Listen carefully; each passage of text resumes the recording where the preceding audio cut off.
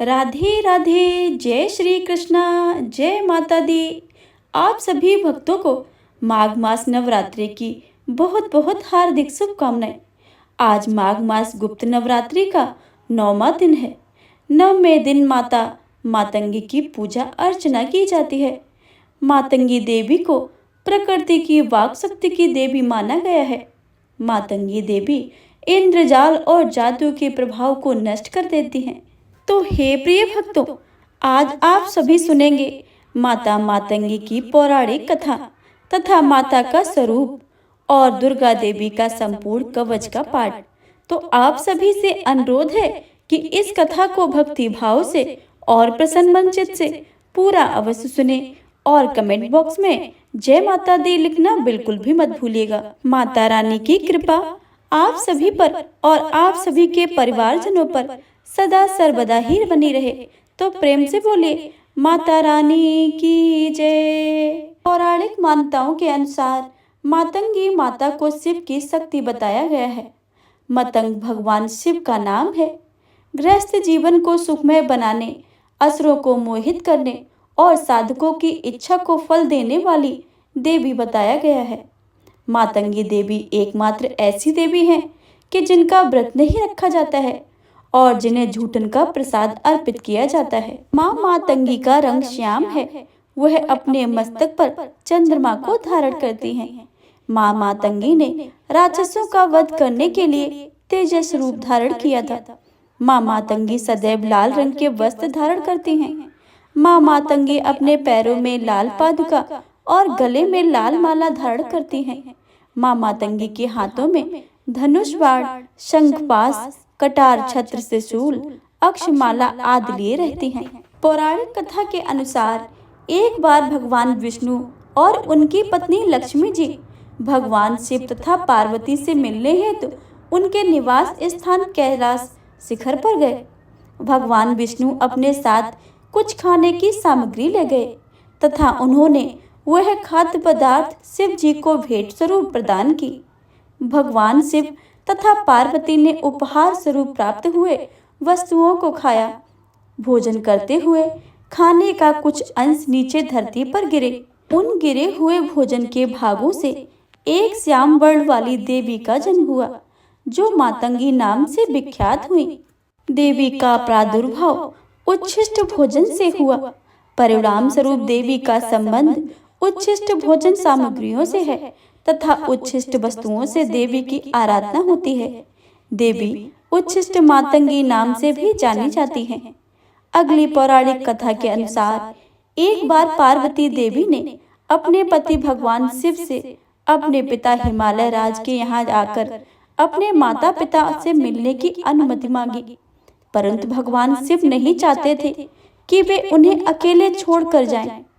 भगवान शिव के सामने बार बार प्रार्थना करने पर उन्होंने देवी को अपने पिता हिमालय राज के घर जाने की अनुमति दे दी। साथ ही उन्होंने एक शर्त भी रखी कि वे शीघ्र ही माता पिता से मिलकर वापस कैलाश आ जाएंगी। तदंतर अपनी पुत्री पार्वती को कैलाश से लेने हेतु उनकी माता मेनका ने एक बगुला वाहन स्वरूप भेजा। कुछ दिन पश्चात भगवान शिव बिना पार्वती के विरक्त हो गए तथा उन्हें वापस लाने का उपाय सोचने लगे। उन्होंने अपना वेश एक आभूषण के व्यापारी के रूप में बदला तथा हिमालय राज के घर पहुंचे। वे इस वेश में देवी पार्वती जी की परीक्षा लेना चाहते थे। वे पार्वती माता के सामने गए और अपनी इच्छा अनुसार आभूषणों का चुनाव करने के लिए कहा। पार्वती ने जब कुछ आभूषण का चुनाव कर लिया, तब उन्होंने मूल्य ज्ञात करना चाहा। व्यापारी रूपी भगवान शिव ने देवी से आभूषण के मूल्य के बदले उनके प्रेम की इच्छा प्रकट की। देवी पार्वती अत्यंत क्रोध हुई, अतः उन्होंने अपनी अलौकिक शक्तियों से उनको पहचान लिया। देवी प्रेम के हेतु तैयार हो गई तथा व्यापारी से कुछ दिनों के पश्चात आने का निवेदन किया। कुछ दिनों के पश्चात देवी पार्वती भी वेश बदलकर भगवान शिव के सामने कैलाश पर्वत पर गई। भगवान शिव अपने नित्य संध्योपासन की तैयारी कर रहे थे।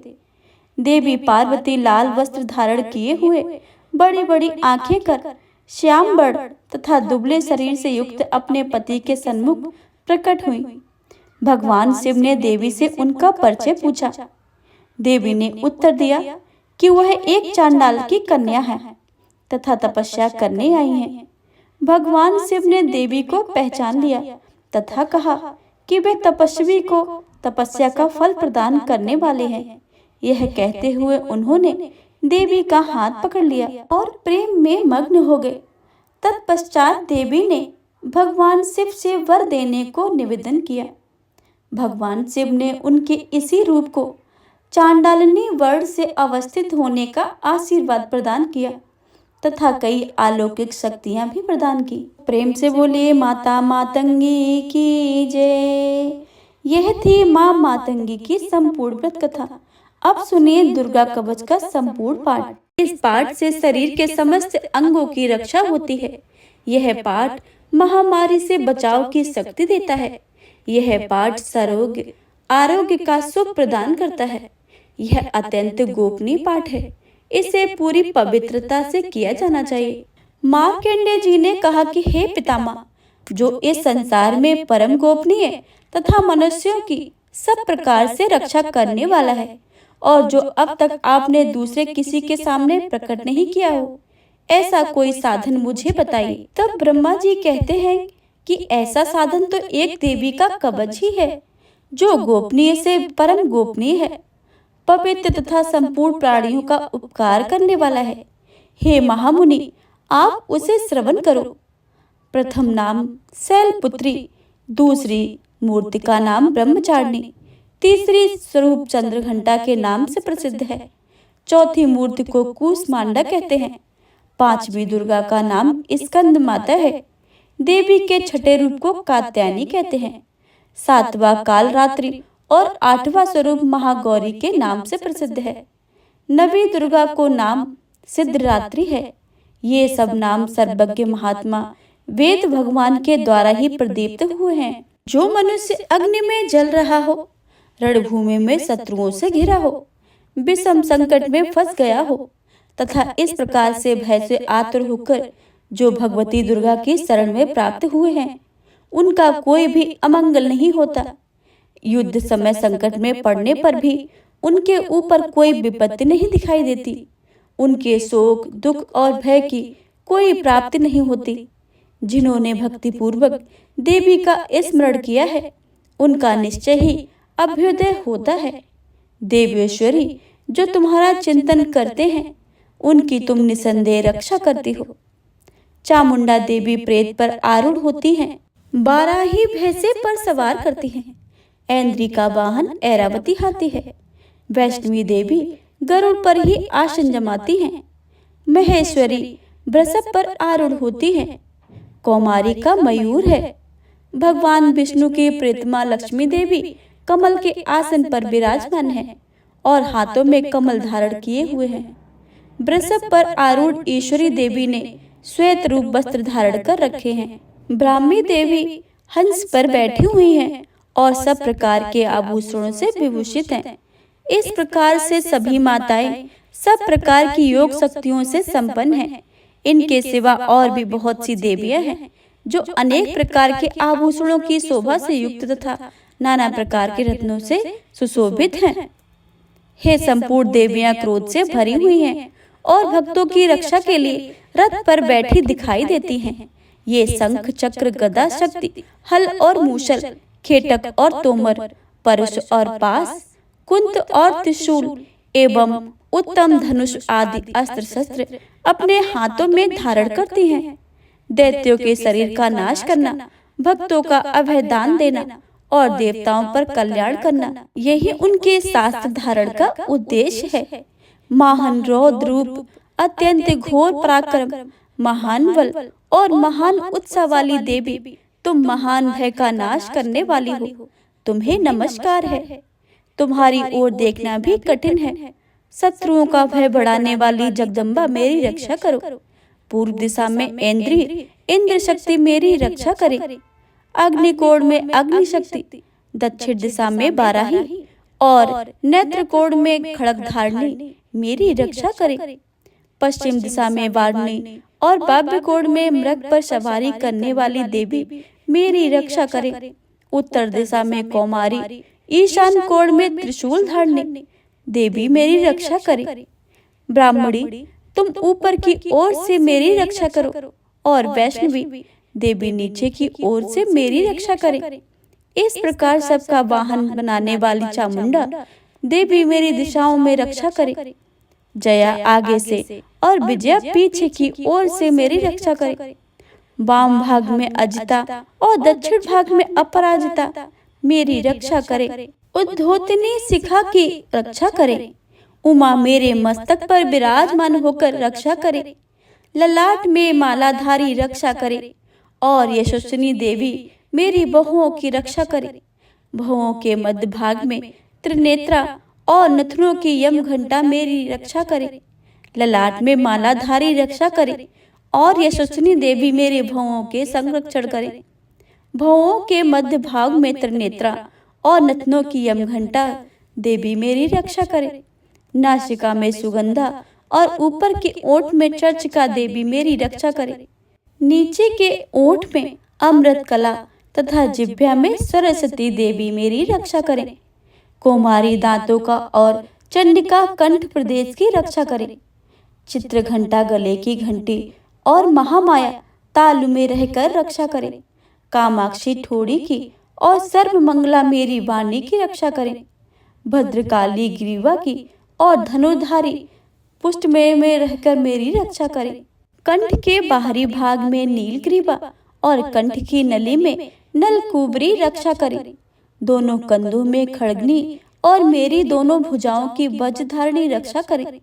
दोनों हाथों में दंडनी और उंगलियों में अंबिका रक्षा करे। शूलेश्वरी नखों की रक्षा करे। कुलेश्वरी पेट की रक्षा करे। महादेवी दोनों स्तनों की और शोक विनाशिनी देवी मन की रक्षा करे।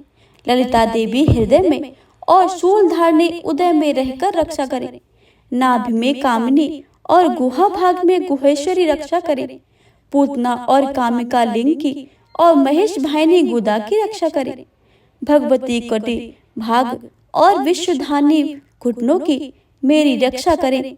संपूर्ण कामनाओं को देने वाली महाबला देवी दोनों पिंडलियों की रक्षा करे। नरसिंह दोनों घिटियों की और तेजस्वी देने दोनों चरणों में पृष्ठभाग की रक्षा करे। श्री देवी पैरों की उंगलियों में और तलवासनी पैरों में तलुओं में रक्षा करे। अपनी दाढ़ों के कारण भयंकर दिखाई देने वाली दष्ट कराली देवी नखों और ऊर्ध्वकेशनी देवी केशों की रक्षा करे। रोमावलियों के छिद्रों में कोवेरी और त्वचा की बागेश्वरी देवी रक्षा करे। पार्वती देवी रक्त, मज्जा, वसा, मांस, हड्डी और मेद की रक्षा करे। आंतों की काल रात्रि और पित्त की भक्तेश्वरी देवी रक्षा करे। मूलाधार आदि कमल कोशों में पद्मावती देवी और कफ में चूड़ामणि देवी स्थित होकर मेरी रक्षा करे। नखों के तेज की ज्वालामुखी रक्षा करे और जिसका किसी भी अस्त्र से भेदन नहीं हो सकता, वह अभेदा देवी शरीर की समस्त सिद्धियों में रहकर मेरी रक्षा करे।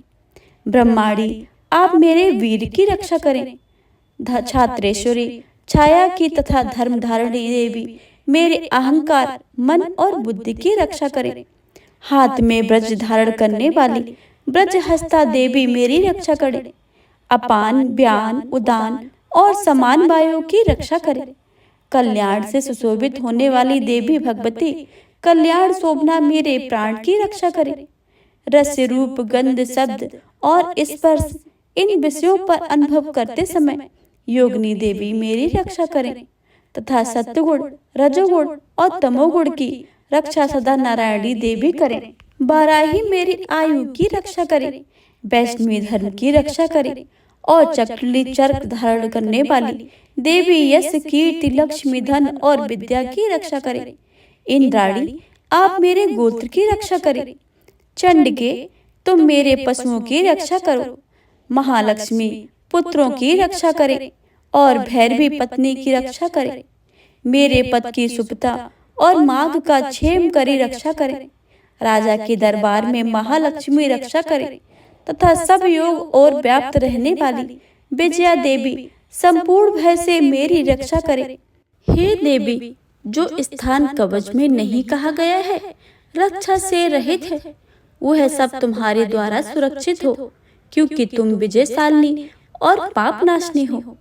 यदि अपने शरीर का भला चाहे तो मनुष्य बिना कवच के कहीं एक पग भी न जाए। कवच का पाठ करके ही यात्रा करे। कवच के द्वारा सब ओर से सुरक्षित मनुष्य जहाँ जहाँ भी जाता है, वहाँ वहाँ उसे धन लाभ होता है तथा संपूर्ण कामनाओं की सिद्धि करने वाली विजय की प्राप्ति होती है। वह जिस जिस अभिष्ट वस्तु का चिंतन करता है, उसको निश्चय ही प्राप्त कर लेता है। वह पुरुष इस पृथ्वी पर तुलना रहित महान ऐश्वर्य का भागी है। कवच से सुरक्षित मनुष्य निर्भय हो जाता है। युद्ध में उसकी पराजय नहीं होती है तथा वह तीनों लोकों में पूजनीय होता है। देवी का यह कवच देवताओं के लिए भी दुर्लभ है। जो प्रतिदिन नियम पूर्वक तीनों संध्याओं के समय श्रद्धा के साथ इसका पाठ करते हैं, उसे देवी कला प्राप्त होती है तथा वह तीनों लोकों में कभी भी पराजित नहीं होता है। इतना ही नहीं, वह अपमृत्यु होती है सो भी अधिक वर्षों तक जीवित होता है। मकरी, चेचक और कोढ़ आदि संपूर्ण व्याधियों से नष्ट हो जाते हैं। कनेर भाग, अफीम, धतूरे आदि का स्थावर विष, सांप और बिच्छू आदि काटने से जो चढ़ा हुआ है, जख्म विष तथा अफहीन और तेल के संयोग आदि से बनाने वाला कृत्रिम विष, ये सभी प्रकार के विष दूर हो जाते हैं। उनका कोई असर नहीं होता है। इस पृथ्वी पर मारण, मोहन आदि जितने अभिचारक प्रयोग होते हैं तथा इस प्रकार के मंत्र यंत्र होते हैं, वे इस कवच को हृदय में धारण कर लेने पर मनुष्य को देखते ही नष्ट हो जाते हैं। ये ही नहीं, पृथ्वी पर विचरने वाले ग्राम देवता, आकाशचरी देव, विशेष जल के संबंध से प्रकट होने वाले गण, उपदेश मात्र से सिद्ध होने वाले निम्न कोटि के देवता, अपने जन्म के साथ प्रकट होने वाले देवता, कुल देवता, माला, डाकिनी, शाकिनी, अंतरिक्ष में विचरण करने वाली अत्यंत बलवती भयानक डाकनियां, ग्रहभूत, पिशाच, यक्ष, गंधर्व राक्षस, ब्रह्म राक्षस, बेताल, कूष्मांड और भैरव आदि अनिष्टकारक देवता भी हृदय में कवच धारण किए रहने पर उस मनुष्य को देखते ही भाग जाते हैं। कवचधारी पुरुष को राजा में सम्मान प्राप्त होता है। यह कवच मनुष्य के तेज की वृद्धि करने वाला और उत्तम है। कवच का पाठ करने वाला पुरुष अपनी कीर्ति से विभूषित भूतल पर अपने सुयोग साथ साथ वृद्धि को प्राप्त होता है। जो पहले कवच का पाठ करके उसके बाद दुर्गा सप्तशती, दुर्गा चंडी का पाठ करते हैं, उसकी जब तक वन, पर्वत और कानूनों सहित यह पृथ्वी पर टिकी रहती है, तब तक यहाँ पुत्र पौत्र आदि संतान परंपरा बनी रहती है। देह का अंत होने पर वह पुरुष भगवती महामाया के प्रसाद से नित्य परम पद को प्राप्त होता है, जो देवताओं के लिए भी दुर्लभ है। वह सुंदर दिव्य रूप धारण करता है और कल्याण शिव के साथ आनंद का भागी होता है। श्री दुर्गा देवी कवच का पाठ संपूर्ण हुआ।